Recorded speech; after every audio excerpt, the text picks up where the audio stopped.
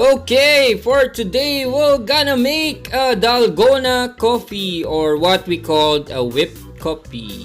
And we'll need, of course, an instant coffee, and we'll have a sugar, we'll have a whisk, and we'll have some ice, and of course our milk.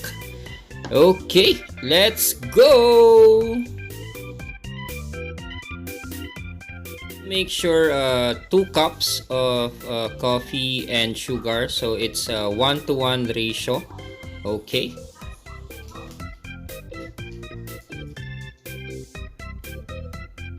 if this is your first time visiting my YouTube channel or watching my videos, please make sure to like and subscribe.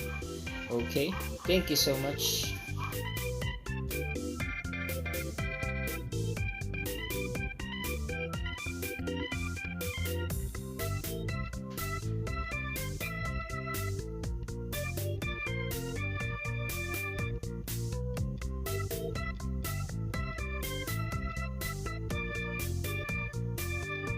Of course, we need to have a mixing bowl.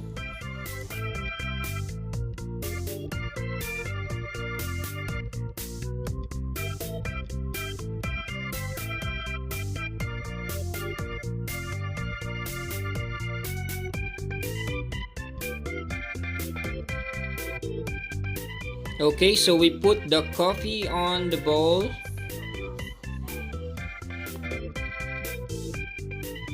Okay, and then we'll add the sugar, and after that we'll put some hot water after it. Okay, same amount of measurement, and then we will mix it for around 40 to 50 minutes. So if you have a blender, you can use that as well, but for this we're gonna manually whisk it or mix it for 40 to 50 minutes. Okay,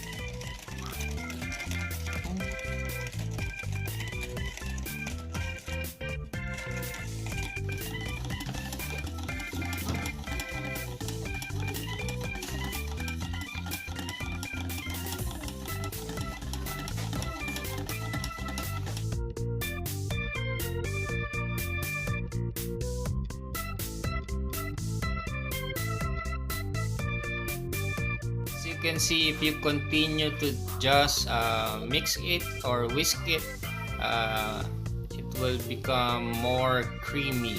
Okay, patience is a virtue.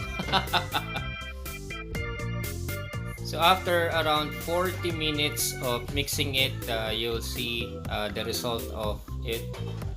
Medyo creamy na siya. Okay, and if you want to make it more thicker, you need to mix it longer than that. Okay,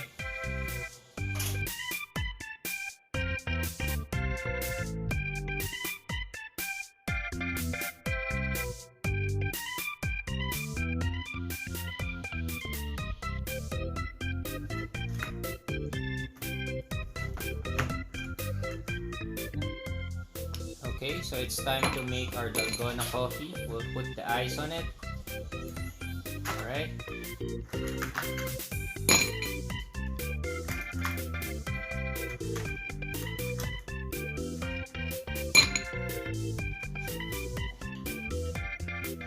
And then we will put our milk on it.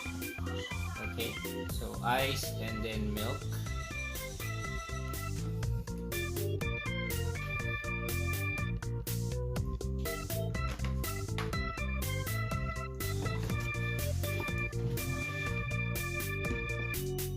We're gonna scoop. If you have a ice cream scooper, you can use it to scoop it for your Dalgona coffee.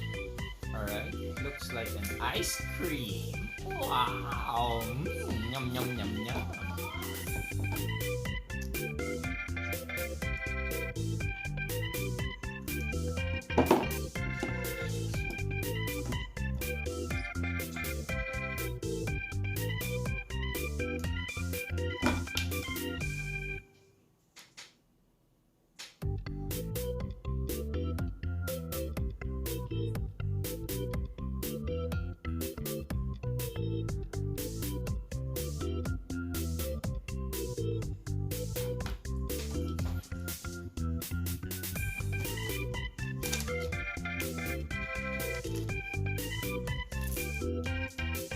And we're gonna put some Reese pieces on top.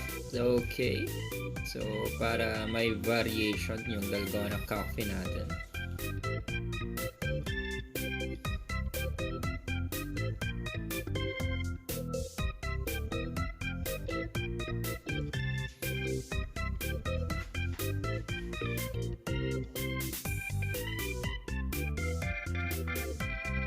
And we have our own Dalgona coffee! Wow! Congratulations!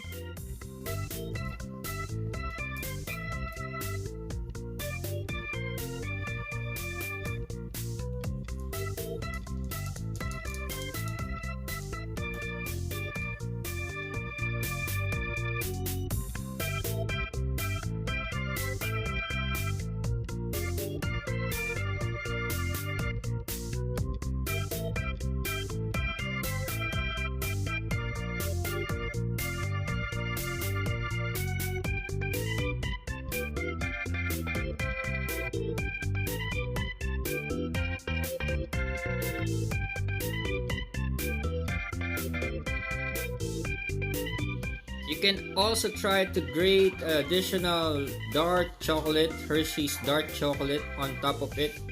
And you can also add additional Hershey's white chocolate on top of it. Alright? And this is PJ Azuri. Hope you like this video.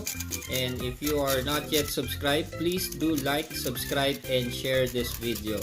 Alright? Thank you guys. God bless everyone. Bye-bye.